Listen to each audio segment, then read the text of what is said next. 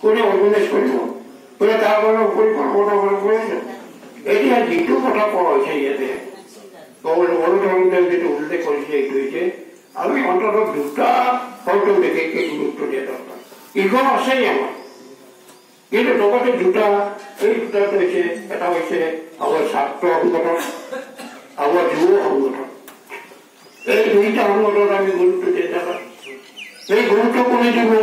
কেৱল জিলা কমিটিয়ে দিলে হ'ব নেকি আমাৰ ব্ৰাঞ্চে দিলে এটা কথা নহয় আমাৰ লোকেল কমিটি পৰিকল্পনা নকৰে গতিকে লোকেল কমিটি জিলা কমিটি ব্ৰাঞ্চ সকলোৱে আমাৰ এটা চেষ্টা কৰিব উভয় দেশৰ চৰকাৰ কৰিব এইটো হৈছে আমি যাতে এই তিনিটা সংগঠন ভালকে কৰিব কাৰণ এটা কথা আপোনালোকে জানিছে যে এটা সময়ত আমাৰ ছাত্ৰ নেতাৰ শক্তি যথেষ্ট আছে